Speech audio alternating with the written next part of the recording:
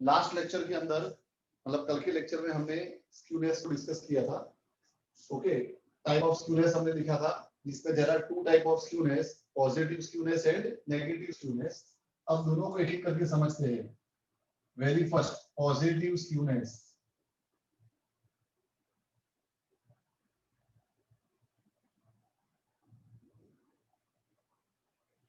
अब देखो, positive skewness इसको बोलेंगे।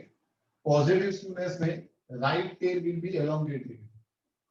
जो राइट टेल है वो एलोंगेट हो जाएगी, लंबी हो जाएगी। और कभी भी टच नहीं करने का। क्यों नहीं टच करने का? क्योंकि it will touch the x axis at infinite, plus infinite minus infinite. अब बिल्कुल सेंटर में यहाँ पे होगा z। जब सिमेट्रिक फ्रीक्वेंसी डिस्ट्रीब्यूशन था तो मीन, मीडियन, मोड तीनों के तीन इधर थे। अब क्या होगा? इधर z आएगा, इधर आ जाएगा मीडियन, इधर आ जाएगा x बार, तीनों अलग अलग हो जाएंगे। और इधर आएगा Q3 थर्ड क्वार्टाइल, और Q1 तो यहीं पे होगा। ओके, तो देखो याद रखना हमेशा, अभी तक क्या होता था, बिल्कुल सेंटर में मीन, मीडियन, मोड तीनों यही जगह पे होते थे। लेकिन जब पॉजिटिव स्क्यूनेस होगा तो सारे मीन, मीडियन और मोड राइट साइड पे चले जाएंगे। मोड उसकी जगह पे रहेगा, मीडियन उसके राइट में, मीन उसके भी राइट में। मीन को सबसे ज्यादा इफेक्ट होगा, मीडियन को थोड़ा कम होगा, और मोड को सबसे कम इफेक्ट होगा। अब क्या होगा बताओ? मीन, मीडियन, मोड में से तीनों में से सबसे बड़ा कौन होगा? सबसे ज्यादा वैल्यू किसकी होगी? मीन की। ये नंबर लाइन है, और हमेशा नंबर लाइन में जो नंबर राइट साइड पे होता है उसकी वैल्यू ज्यादा होती है। तो mean will be greater than median and median will be greater than mode. Okay, second, अब Q3 और M और Q1 का डिफरेंस सेम नहीं होगा। पॉजिटिव स्क्यूनेस में राइट वाली टेल लंबी होती है, तो राइट साइड की वैल्यू ज्यादा होगी और लेफ्ट साइड की वैल्यू कम होगी। यानी Q3 minus M will be greater than M minus Q1। Right, positive skewness में क्या होता है? पॉजिटिव मतलब राइट साइड, राइट वाली टेल लंबी होगी, तो ये वाला डिफरेंस बड़ा होगा और ये वाला छोटा होगा। अभी वाले ग्राफ में तो उनको दोनों सेम दिख रहे हैं, और प्रैक्टिकली क्या होगा, Q3 को अपने थोड़ा और साइड में ले सकते हैं। चलो मान लो Q3 इधर आ गया। ओके, तो क्या हो गया देखो, Q3 माइनस M बड़ा होगा और M माइनस Q1 छोटा होगा। तो Q3 minus M is greater than M minus Q1। And third,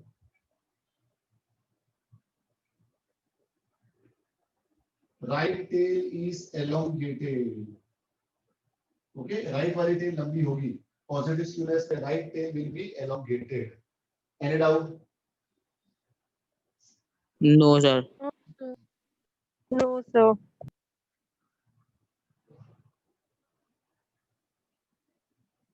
अब देखते हैं negative skewness. Okay, negative skewness में लेफ्ट वाली टेल लंबी होगी।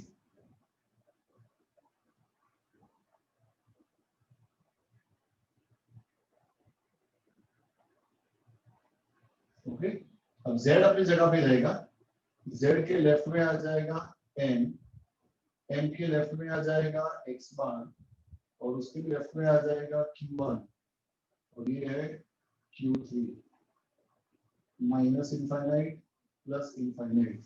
ओके, तो यहाँ पर देखो, मीन सबसे छोटा, मीडियन उससे बड़ा, और मोड सबसे बड़ा। तो यहाँ पे X bar will be less than M will be less than Z। Second, इस बार लेफ्ट वाली टेल लंबी होगी, नेगेटिव स्क्यूनेस में लेफ्ट वाली लंबी होगी, तो M माइनस Q1 बड़ा होगा और Q3 माइनस M छोटा होगा। तो Q3 minus M will be smaller than M minus Q1। ये वाला पार्ट छोटा होगा और ये वाला बड़ा होगा। And third, left tail is elongated.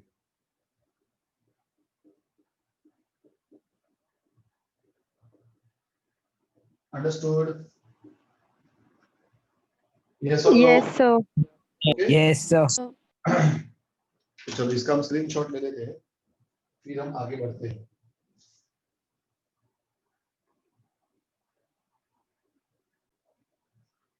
अब हम सबसे फर्स्ट मेथड देखने जा रहे हैं to find skewness, that is Karl Pearson's method.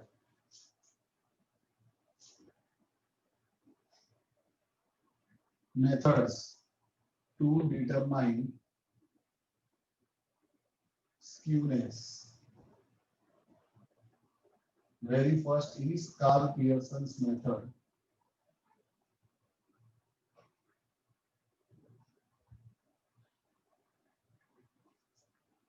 अब देखो यहाँ पे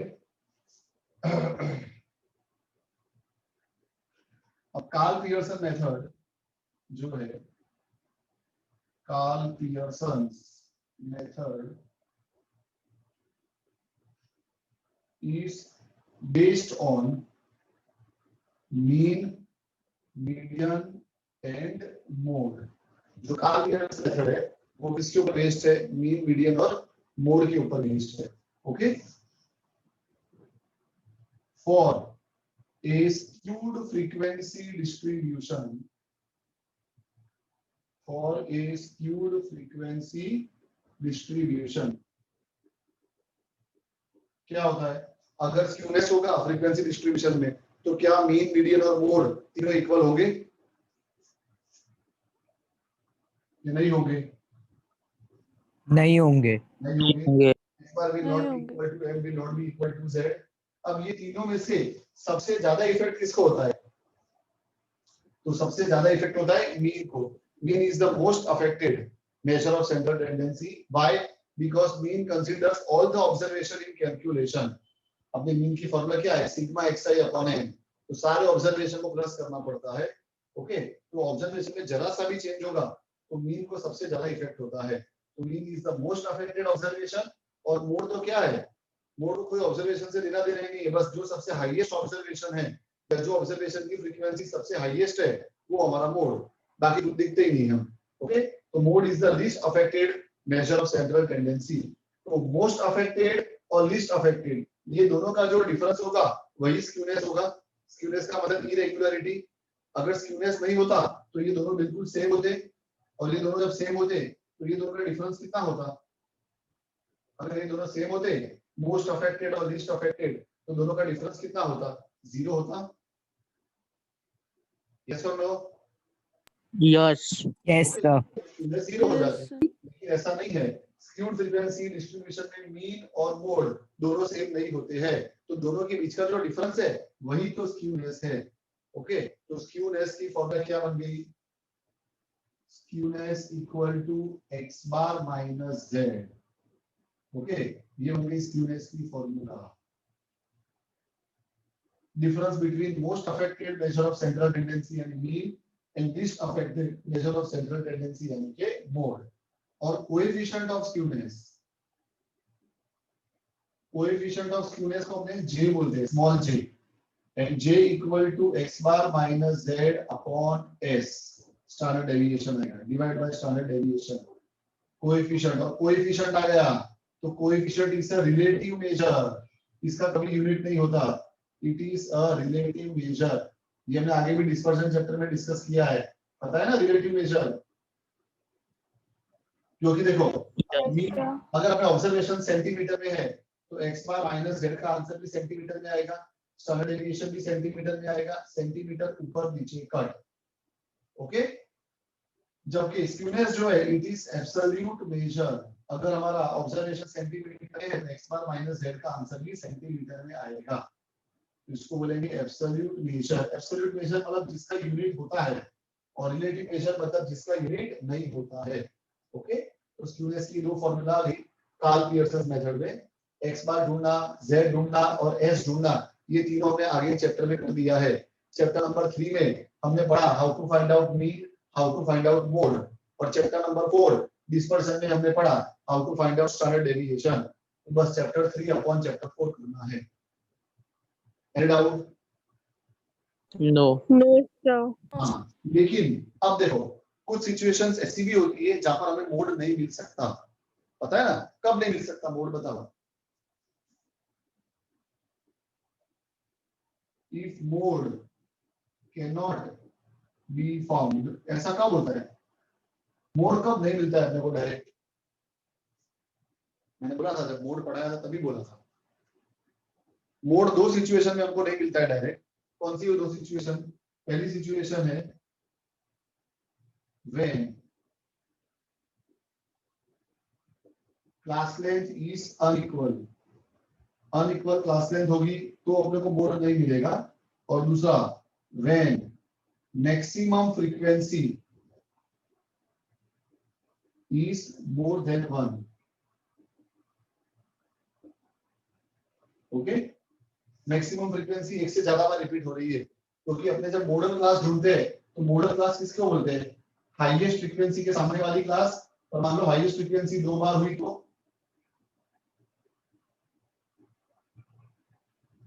3, 7, 5, 7 और 2। ओके, तो हाईएस्ट फ्रीक्वेंसी 7 दो जगह पे, तो मॉडल क्लास किसको लेने का? 5 to 10 को लेने का या 15 to 10 20 को लेने का? नहीं पता। ओके, तो जब हाईएस्ट फ्रीक्वेंसी मोर देन 1 होती है, मोर देन वंस लिखते हैं, वन में कंफ्यूजन है, मोर देन वंस एक से ज्यादा बार होती है, बराबर है, या तो क्लास लेंथ अनइक्वल होगी, 0 to 5 के बाद सीधा 5 to 20 हो गया, 20 to 40 हो गया, तो ये दोनों सिचुएशन में अपने को z नहीं मिलेगा। तो जब z नहीं मिलेगा तो क्या करेंगे हम? z की empirical formula z equal to 3m minus 2x bar, तो स्क्यूनेस क्या हो जाएगा? Skewness x bar minus z होता था, z की जगह क्या लिखेंगे? 3m minus 2x bar, x bar minus 3m plus 2x bar, तो क्या होगा? 3x bar minus 3m equal to 3 common x bar minus m। ये आ गई स्क्यूनेस की फॉर्मूला। ये वाली कब यूज करने की? जब क्लास लेंथ अनइक्वल हो, या तो जब मैक्सिमम फ्रीक्वेंसी एक से ज्यादा बार हो और अपने को मोड नहीं मिल सकता, तो फिर देखो ये फॉर्मूला में कहीं पर भी मोड नहीं है। और सिमिलरली इधर भी क्या हो जाएगा? j equal to x bar minus z upon ऐसा, x बार माइनस z की जगह क्या आ गया? 3 into x bar minus m और अपॉन s। तो ये वाली फॉर्मूला यूज करेंगे कोएफिशिएंट ढूंढने के लिए। This is Karl Pearson's method. बोलो, इसमें कोई भी doubt? No, sir. No, sir. Yes. Okay, तो शुरू करते हैं हम कार्ल पियर्सन्स मेथड के सम्स। जो हमारी फर्स्ट एक्सरसाइज है वो उसी के ऊपर बेस्ड है, कार्ल पियर्सन्स मेथड पे। Just a minute, text book के अंदर देख ले कौन से पेज पे है।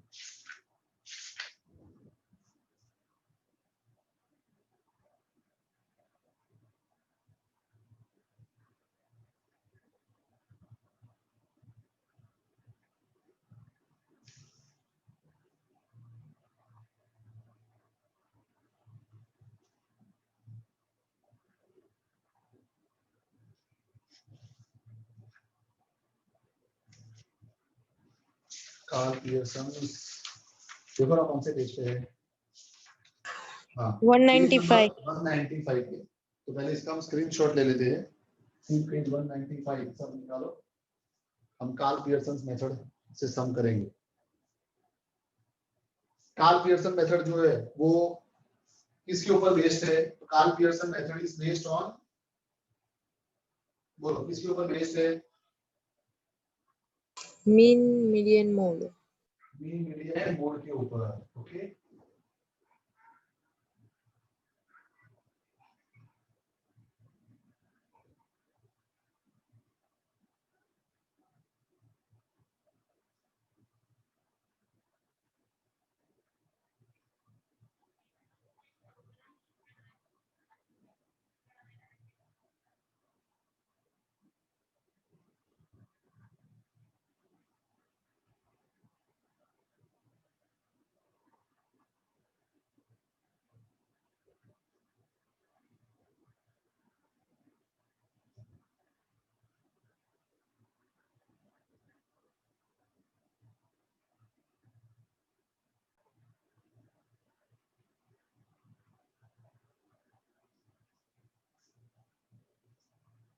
कितना आएगा टोटल?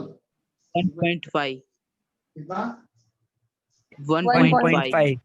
1.5 चलो, ए है 14 plus sigma F I D I है 1.5 अपॉन एन है 270। 14 प्लस करो 1.5 डिवाइड बाय 270, 0.005. 0.005। तो 14.005 और यूनिट क्या है इंचेस। ये अपना x बार आ गया। ओके, नाउ सेकंड स्टेप, अब अपने सर मीडियन ढूंढेंगे। मीडियन कैसे मिलता है directly, n+1 upon tooth observation, है ना। अब उसके लिए अपने को CFI तो ढूंढना पड़ेगा, तो चलो CFI का कॉलम बनाते हैं।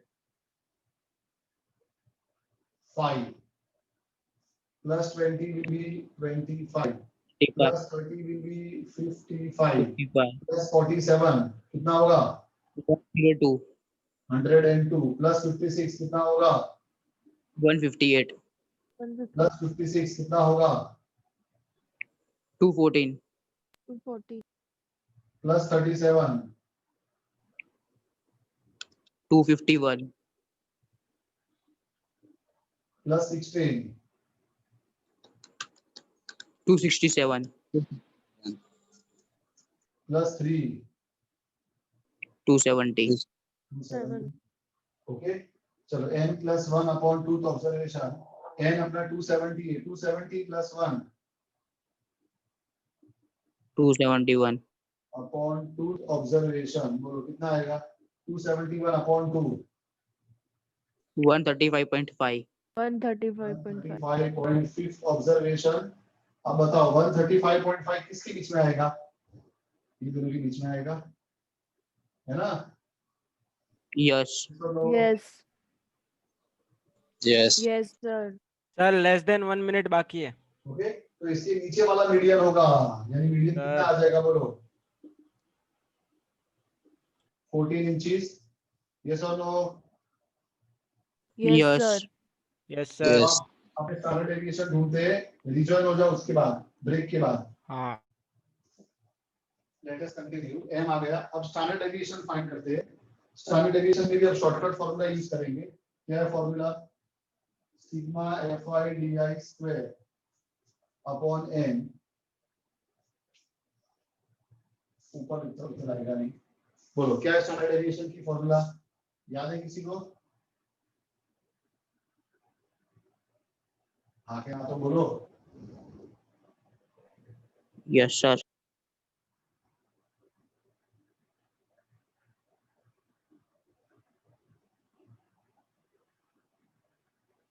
चलो fi di स्क्वायर अपने को चाहिए, तो fi di को वापस di से मल्टीप्लाई, -2 इंटू -10 20 -1.5 इंटू 25 कितना होगा 37.5 सॉरी अरे वो CFI -1.5 इंटू -30 कितना होगा 45, okay. yes -1 into -30 will be 30, -0.5 into -23.5, minus minus तो प्लस हो जाएगा, कितना होगा 11.75 ये तो जीरो ही रहेगा। 0.5 इंटू 28 होगा half 14, 1 into 37 will be 37, 1.5 into 24 will be 36, 10 to 6 are 12, sigma fi di square बोलो कितना होगा, सबको प्लस कर दो।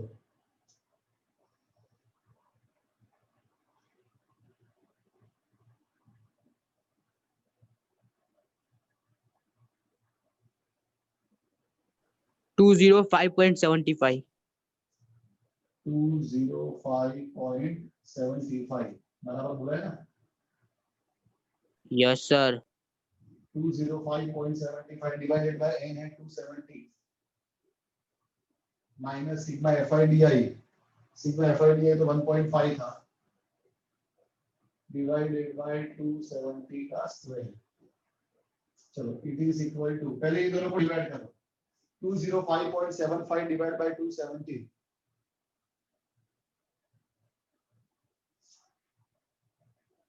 बोलो जल्दी।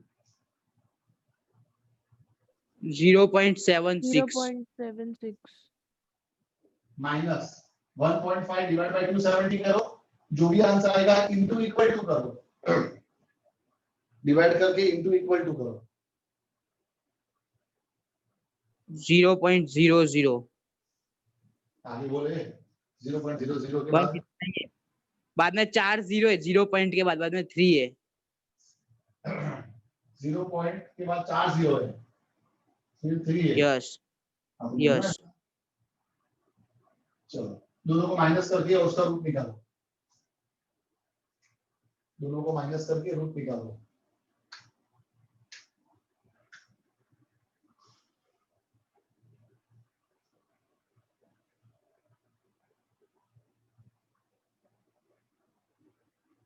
Zero 0.87 0.87. Now fourth and the last है कोएफिशिएंट ऑफ स्क्यूनेस। क्या होगी इस बार formula? 3 into x minus m s x bar है 14.005 माइनस m है 14 अपॉन s है 0.87। चलो करो, पहले इन दोनों को माइनस करो, जो भी आंसर आएगा उसको मल्टीप्लाई करो और डिवाइड बाय 0.87 करो।